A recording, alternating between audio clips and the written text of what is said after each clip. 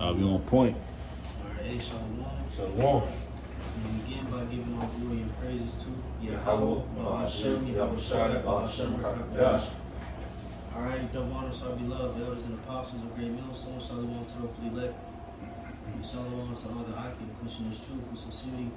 It's your brothers from the GMS Columbus, Ohio branch, coming back again with another video through the spirit, Friday class.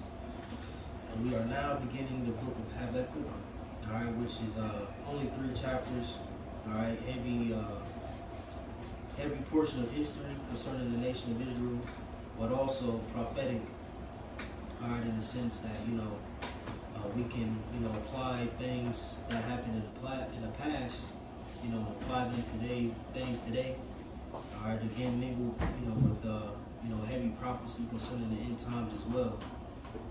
All right, but, ultimately, we're just going to deal with this. It's a short chapter. It shouldn't be too long.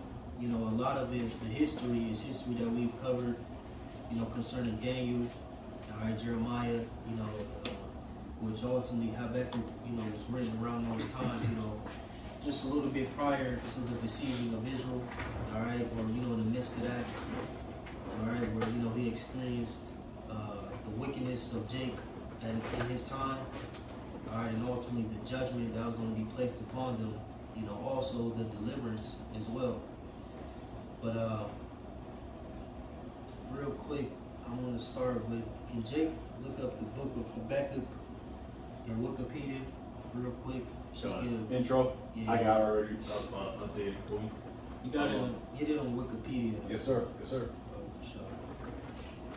Let's just start there and get a little bit of history concerning Habakkuk.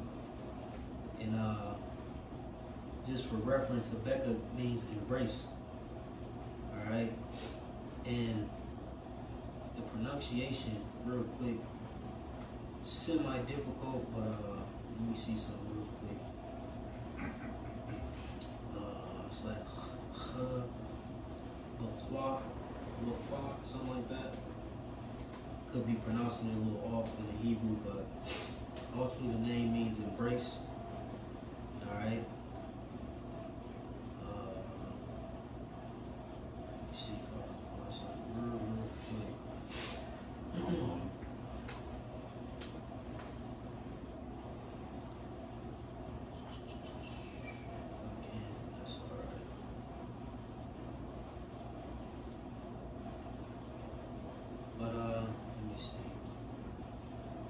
Jay got that Wikipedia pulled up already? Mm-hmm. All right, we got Habakkuk. We got Habakkuk out of Wikipedia.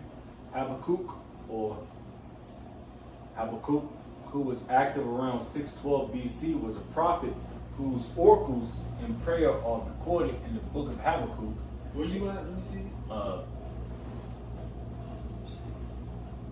Look up Book of Habakkuk in the Wikipedia. Okay, give me a hot second.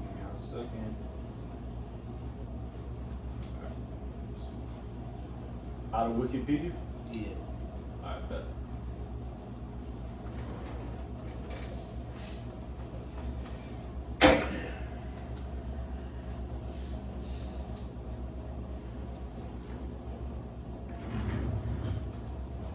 Okay, and that's how you pronounce Habakkuk's name is Bakwa Wak. Bakwa Wak. Alright.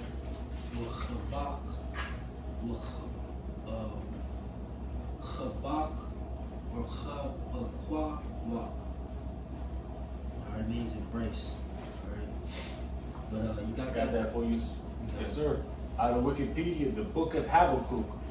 The book of Habakkuk is the 8th book of the 12 minor prophets of the Hebrew Bible. The book has 3 chapters. It is attributed to the prophet Habakkuk. Most scholars agree that the book was probably composed and appeared during Jehoiakim's reign as king of Judah, 609 to 597 BC. Right, so that's when they believe that this book was written, which ultimately when you go into it prophetically or just historically, it deals, right before the besieging of the nation of Israel, which the first besieging, I believe, happened in 605 BC. And again, you had men like Jeremiah on the scene. All right, later on, Ezekiel, Daniel, etc. Men who were around at this time. And when you read in the book of, Apocrypha, Bel and the Dragon, Habakkuk is mentioned, all right, as one of those men, or the men, who the angel used to send, Daniel, some food while he was in the lion's den. All right, which that was later on down the stretch, I believe, during the time of the Medo-Persian Empire. But again, Habakkuk was around during those times, all right, from the end of the Assyrian Empire and through the midst of the Babylonian Empire and a portion of the Medo-Persian Empire as well. All right, you got it. All right, it is an important text in Judaism, and passages from the book are quoted by authors of the New Testament. Its message has inspired modern Christian hymn writers. Of the 3 chapters in the book, the first 2 are a dialogue between Yahweh, which it says in Yahweh, and the prophet. Verse 4 in chapter 2 stating that the just shall live by his faith plays an important role in Christian thought. It is used in the epistle to the Romans, the epistle to the Galatians, and the epistle to the Hebrews as a starting point of the concept of faith. A copy of these two chapters is included in the Habakkuk commentary found among the Dead Sea Scrolls. Chapter 3 is now recognized as a liturgical piece. It is debated whether chapter 3 and the first 2 chapters were written by the same author. Right, I wish they were. But you can jump the background real quick. Yes, sir. Read that, and we'll continue on. All right.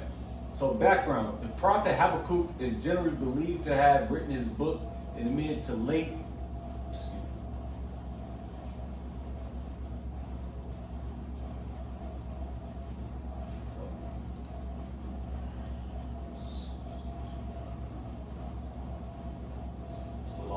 Oh, there we go.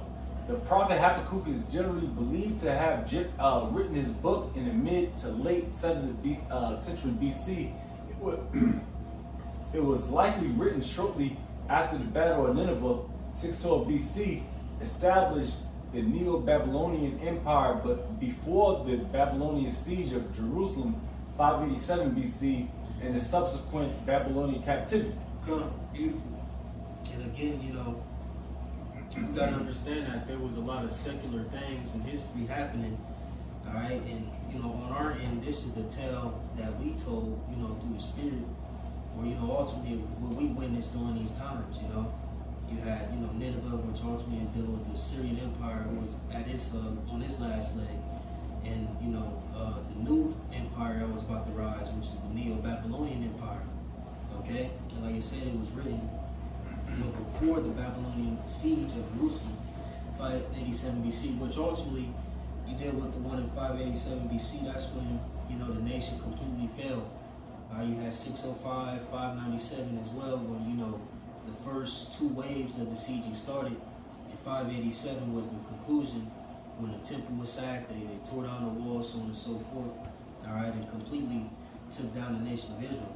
Which ultimately dealing with this first chapter is what it's going to go into, all right, again, prior to things happening, but prophetically speaking of these things happening, which again, with our spiritual eye, we can apply these things to now, all right, because again, the scriptures are manifold, and, they're not just one-dimensional, but, layered, all right, because the modern Babylonians today would be who? The Edomites, all right, Babylon the Great.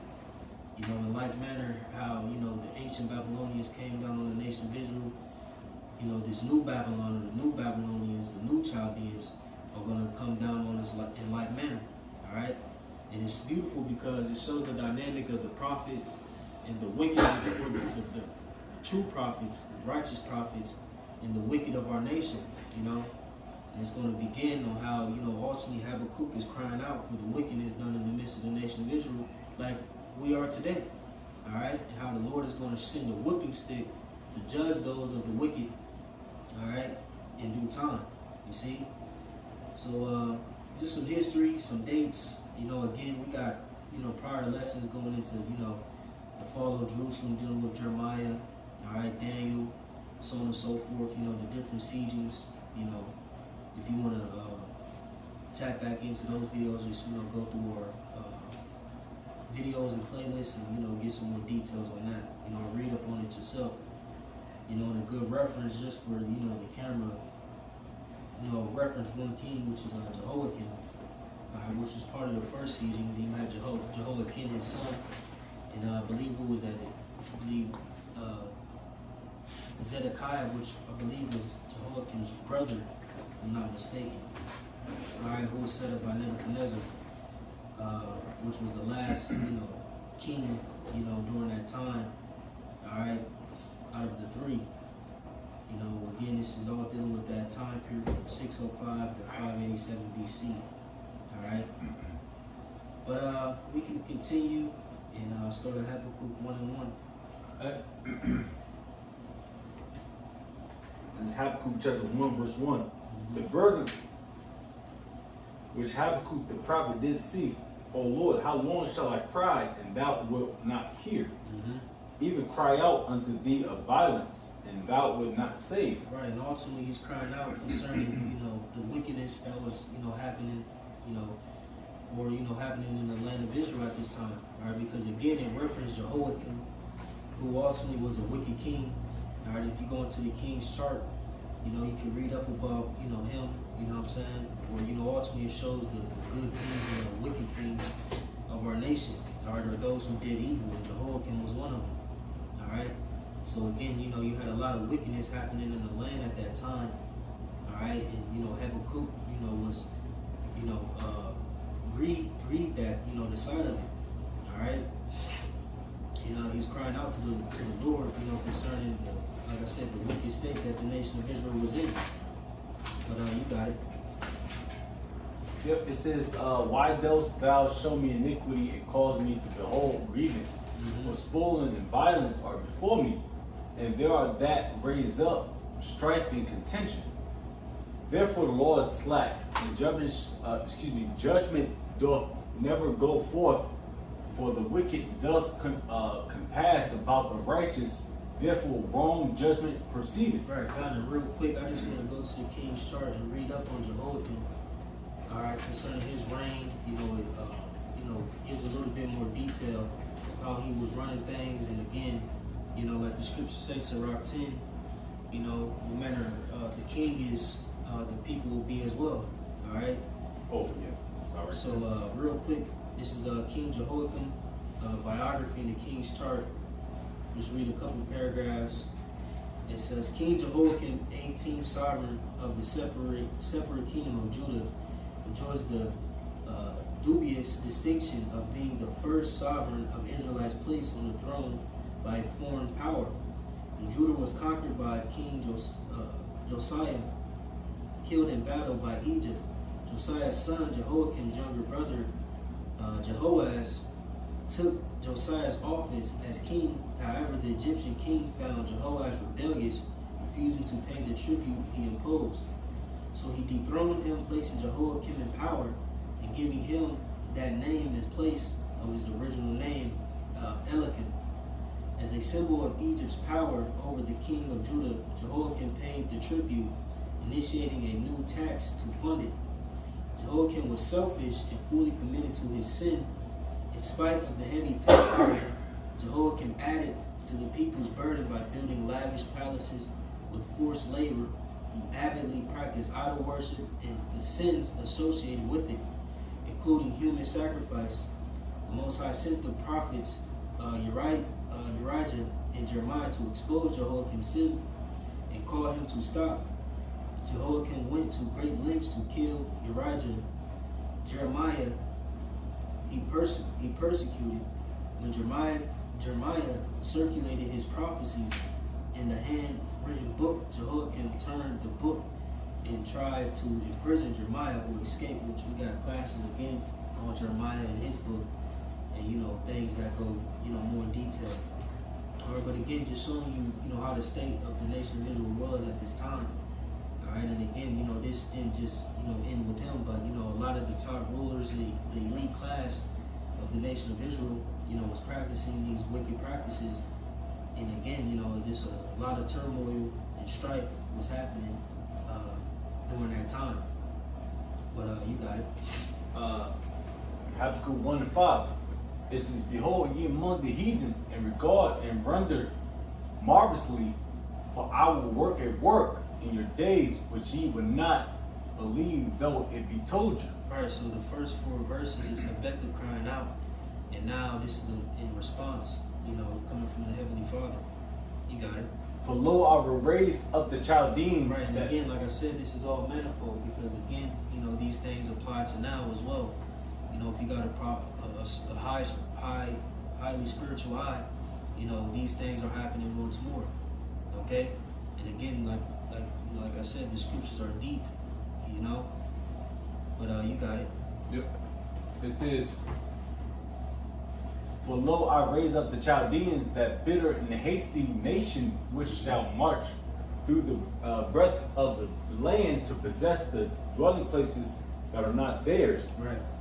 God, yeah, you gotta think, you know, they sacked the temple, you know what I'm saying, took the treasures, so on and so forth, and real quick, you go to, what's the 2 Kings, the 24th chapter, the 25th chapter, you know, it goes into some of that in depth, all right, concerning, you know, how the Babylonians came down on the nation of Israel, okay? Let me see.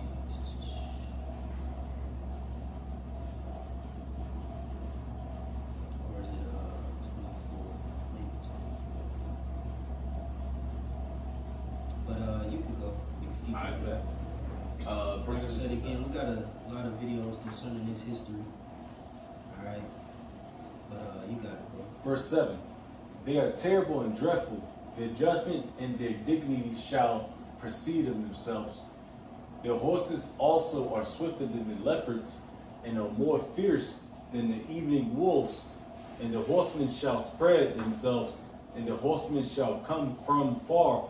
They shall fly as the eagle that hasteth to eat."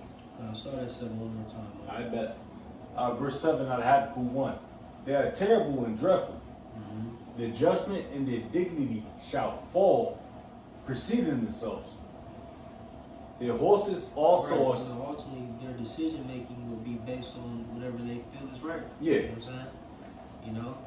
And he said they are terrible and dreadful. Their judgment and their dignity shall proceed of themselves. Right. You know what I'm saying? So whatever they feel is right, you know, that's how they coming. That's how You know they what I'm act. saying? They were fully persuaded, you know what I'm saying, in the decision that they made to come down on the nation, which ultimately they were set up by the Heavenly Father. You know what I'm saying? Because like I said again, this is prior to the fall of the nation of Israel. You know? But you got it. Verse 8.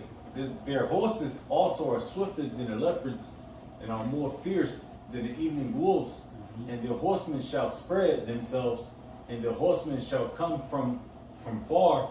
They shall fly as the eagle that hasteth to eat." Right, this is all, you know, poetically speaking, or, you know, metaphorically speaking, you know, ultimately concerning how swift, you know what I'm saying, they were going to come down on the nation of Israel, you know what I'm saying? And, you know, ultimately dealing with the might, you know, that they came, you know, concerning them taking us down. All right, you got it. Verse 9.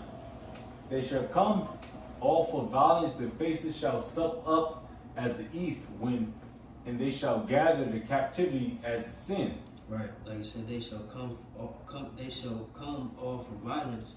Their faces shall sup up as the east wind, and they shall gather the captivity as the sin. Right, you got to think, you know, again, when Nebuchadnezzar came down, he took a lot of people captive. Yeah, you know what I'm saying? Yeah. You know, a lot of people were, you know, migrated to, you know, the land of Babylon, Ezekiel being one of those men. You know what I'm saying? Daniel and his contemporaries, you know what I'm saying? Those men, you know, ultimately, the elite class, you know what I'm saying, were, you know, subject to go to Babylon to help flourish the Babylonian Empire at that time. You know, you got it. Verse 10. "And they shall scoff at the kings, and the princes shall be a scorn unto them. They shall deride every stronghold, for they shall heap dust and take it. Right. It says, and they shall scoff at the kings, and the prince shall be a scorn unto them. They shall deride every stronghold, right? Because, Jerusalem, which was the main place, was like a fortress. Yes. All right? And like I said, they just deride it. You know what I'm saying? They ain't, take it serious. They just, you know what I'm saying? Went on and did what they did. Like I said, for they shall heap dust and take it. Right. And that's what they did ultimately. You know what I'm saying? And again, dealing with the first portion of the verse, and they shall scoff at the kings and the princes shall be a scorn unto them, right? They ain't take it serious. You know what I'm saying? They didn't take the nation of Israel serious. All right? Again, you got to think, dealing with Zedekiah, he was a puppet king. You know what I'm saying? Nebuchadnezzar had set him up, So, they just setting up different men, so on and so forth, to rule and govern us, to taxes, to pay tribute, so on and so forth. Yeah, just like that nigga, even monetary terms, Barack Obama. Mm-hmm. Yeah, they kind of he made him, play the game of the so-called blacks, Hispanics, and Americans, so to speak. Yeah.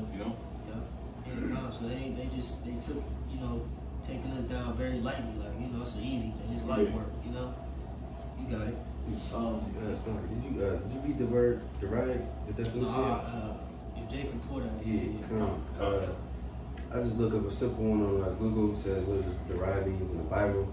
It says to mock, ridicule, or express contempt for someone through scornful laughter.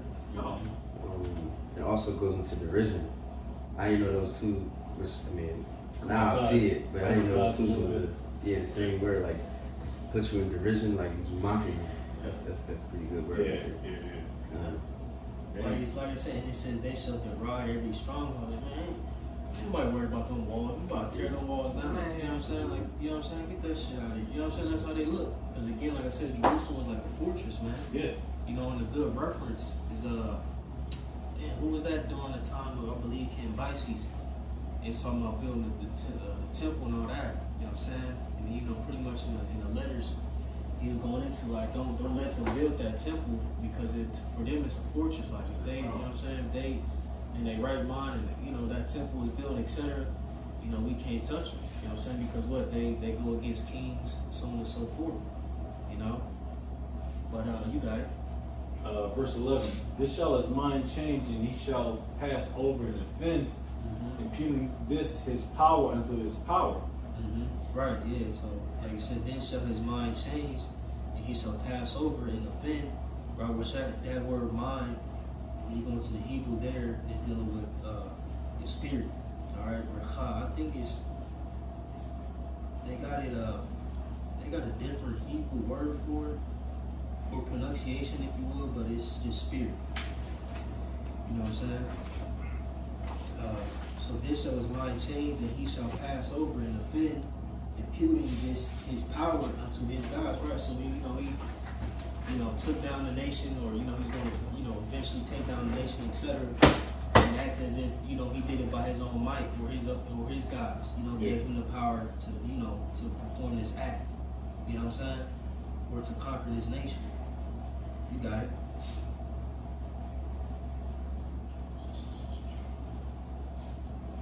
Verse 12. Art thou not from everlasting, O Lord, my power, Yahweh? So now Habakkuk, speaking once more. You got it. Again, when you read the scripture, you gotta look for the subtle.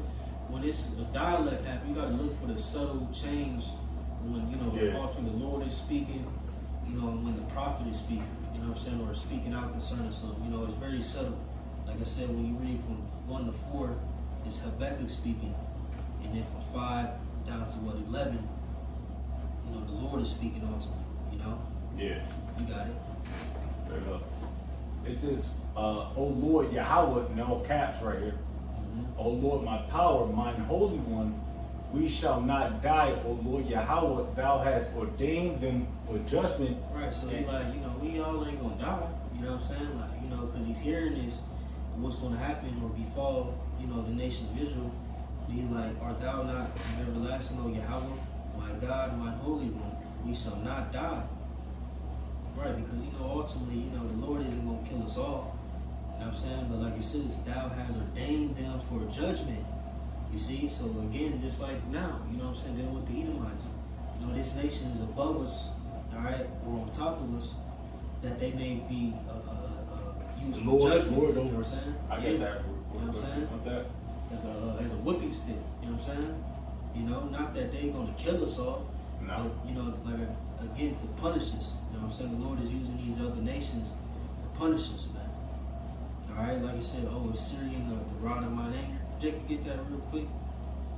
Said in Isaiah. You know, he uses these nations to punish us, man. You know? It's Isaiah 10:5.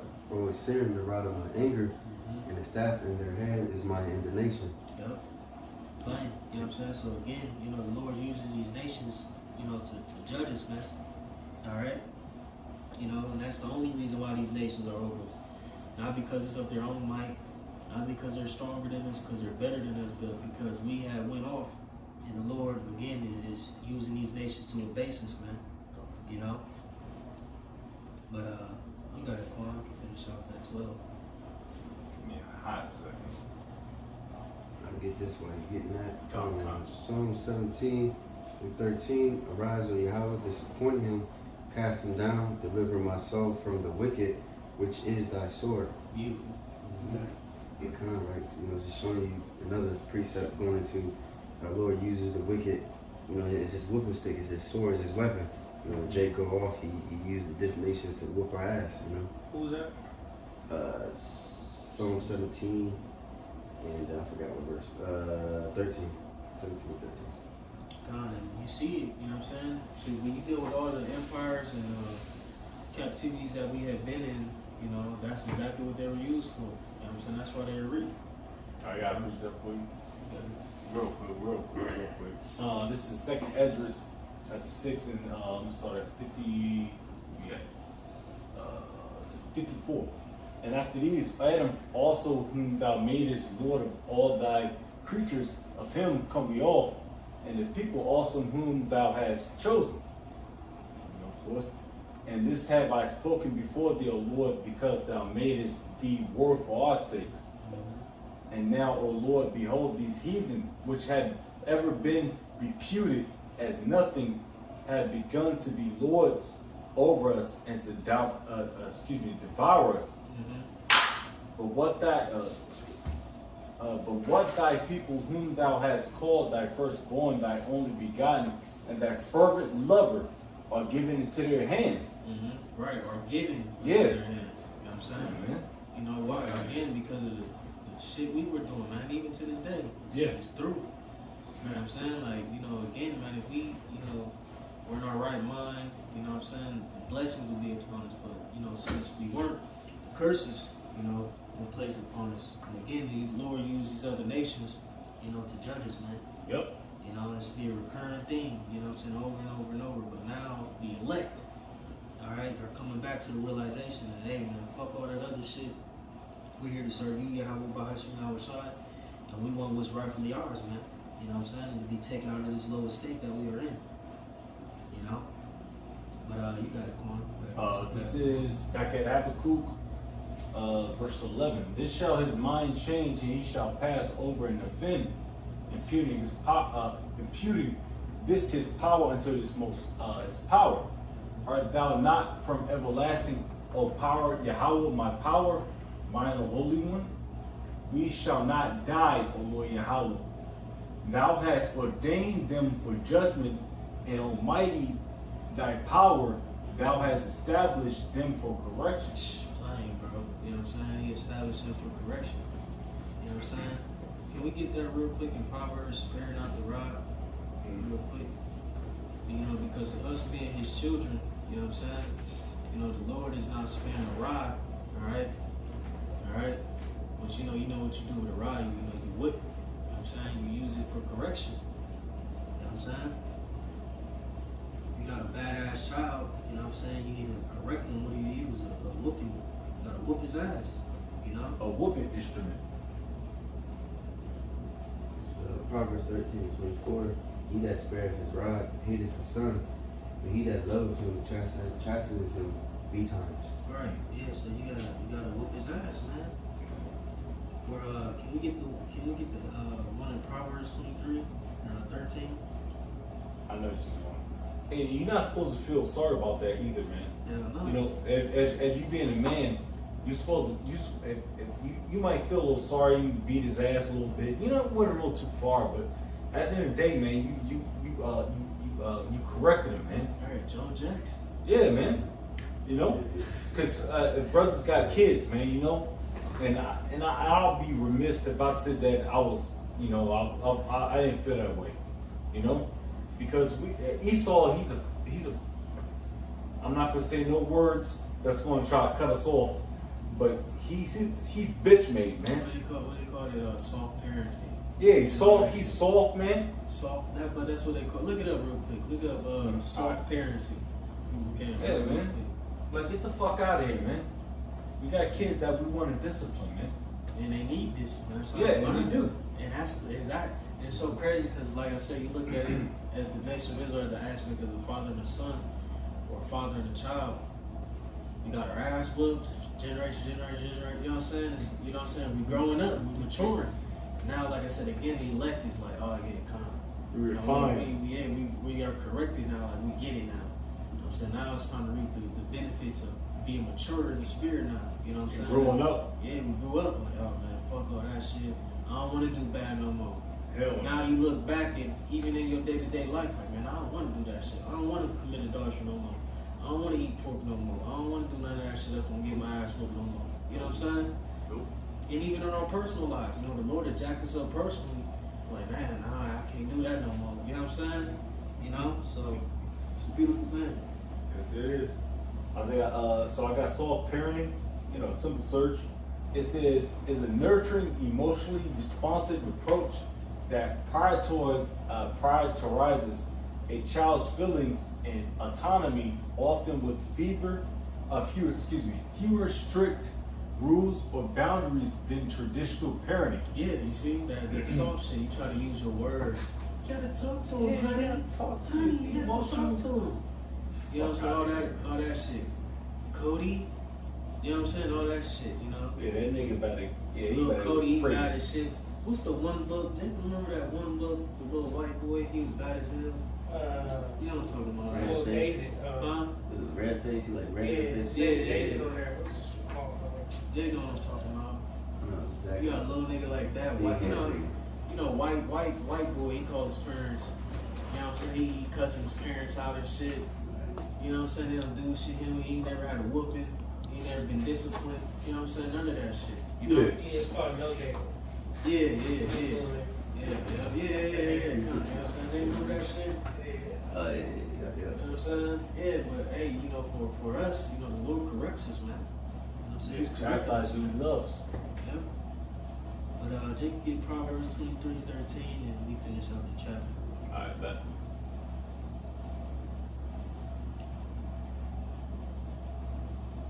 Proverbs 23:13. Withhold not correction from the child, but if thou beatest him with the rod, he shall not die. See, thou shalt beat him with the rod, it shall deliver his soul from hell. Damn. Yeah, again. Showing love, mad love. Real quick, I'm reading NLT. It says, don't fail to discipline your children. The rod of punishment won't kill them. Physical discipline may well save them from death. Right. You know what I'm saying? Because I'm sorry. yeah, you guys are bro. Speak. And if I can say something, bro, I'm a father just as much as this brother is too. You know, we have kids, and we sometimes we go to sleep and we think of like, man, I shouldn't have went that far, man. But it was well deserved, man. Mm-hmm. You know, because he needed that. He needed that chastisement, man. Yeah. You read about Hebrews. You need that chastisement, man, because you can't grow without it, man. Just like how we are, man. You don't learn. You don't learn. And then ultimately, if you've already given out a warning and a warning and a warning, it comes a time when you gotta show them something. And that's the same with the Lord. We've been warned many times. You know what I'm saying? So now the Lord had to put the rod upon us to show us, like, hey man, this is some bullshit you're doing. You have one opportunity, so now you gotta deal with the consequences. That's what it is.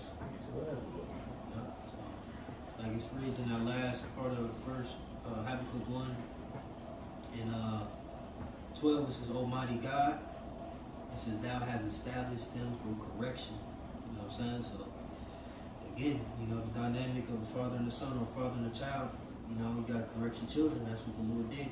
He used those nations to be the whooping stick to correct us. And that's embarrassing. Yeah. They retarded too. But you got it in 13.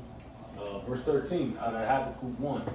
It says, Thou art of purer eyes than to behold evil, and canst not look on iniquity. Wherefore lookest thou upon them that deal treacherously, and holdest thy tongue. When the wicked devoureth the man that is more righteous than he. Alright, so ultimately Habakkuk is saying, like, yeah, you know, thou art of purer eyes than to behold evil, right? So you can't behold evil. You know, so don't let, you know, these motherfuckers who wickeder than us devour us. You know what I'm saying? You know, like, you know, they wickeder, they more wicked than us. So I said wickeder. That's a word today. You know, but you got it. Verse 14. And makest men as the fishes of the sea, as the creeping things that have no rule over them. Right, it's all metaphorically speaking. So like it says, it makes men, you know, us symbolizing, you know, or like it says, it makes men as the fishes of the sea, right? We're symbolizing in this sense as the fishes of the sea, as the creeping things that have no ruler over them. You got it, 15. They take up all of them with the angle, they catch them in their net and gather them in their drag. Therefore they rejoice and are glad. Right, and ultimately the fishermen, you know, dealing with the heathen nations, in particular the Chaldeans or the Babylonians. You know what I'm saying? So it's likening us, the fishes, and them as, you know, the fishermen who have got all these instruments, etc., to catch their prey. You know, so ultimately verse 14 is putting us in the sense of us being the prey. In the 15th verse, them being the hunters, you know, catching us in their nets. You know what I'm saying? You got it. Verse 16, therefore they sacrifice unto their net and burn incense unto their drag, because by them their portion is fat and their meat is plenteous. Right, so all the instruments and weapons they use, you know, to take us down, you know what I'm saying, they boast these things, you know what I'm saying, burn incense to them, you know what I'm saying, those being the vessels of how they conquered us, you know what I'm saying, or, you know, took us down. Yeah, they spent trillions of dollars to try to blind this truth from us, man. You know. Verse 17: Shall they therefore empty their net and not spare continually to slay the nations? Right. So you know, like Habakkuk is asking, it's a question mark at the end of this verse. And he says, shall they therefore empty their net and not spare continually to slay the wicked? Right? They're just gonna continue to do what they're doing. You know what I'm saying? Continue to, you know, spoil us and take us down. You know, etc. You know what I'm saying? You know, and that, you know, concludes the first chapter, and it's gonna, you know, go into the second chapter, which is again, you know, heavy in prophecy again. You know, all these are half historical ties, but you know, are also tied to prophecy as well concerning the nation of Israel. All right.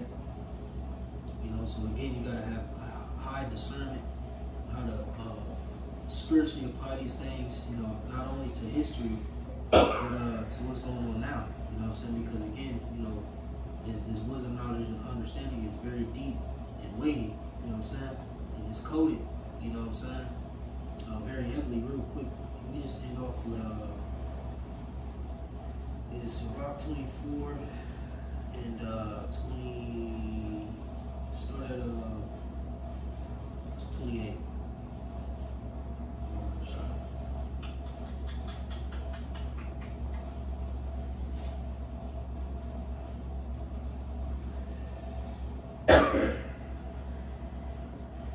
This is Sirach chapter 24, verse 28. The first man, the first man knew her not perfectly, no more shall the last find her out of it. Right, so just speaking of wisdom, we got it. For her thoughts are more than the sea, and her counsels profounder than the great deep. Right, it's Yeah. going to show you how deep Yeah. wisdom is, man. This wisdom, knowledge, and understanding is deep. Like you said, for her thoughts are more than the sea, and her counsel is profounder than the great deep. You know what I'm saying? So it's levels to this thing. You know what I'm saying? And again, you got to have a highly spiritual eye to be able to, apply these things in the spirit. You know what I'm saying? And with heavy discernment. But that's it. Jay, got anything? Alright, Lord willing, however may receive this, was edified me. Lord willing, your brothers are satisfied as well. We'll conclude, the first chapter of Habakkuk, alright, and proceed on and finish these next couple chapters within the next couple weeks. So with that, I'm gonna give all glory and praises to Yahweh, Bahashem, Yahushai, Bahashem, Kakadash. Alright, double honor, so beloved elders and apostles of great millstone, shalom to all the elect, shalom to all the occupant, preaching his truth and sincerity. I'll say shalom, Kwame Yashua. Shalom.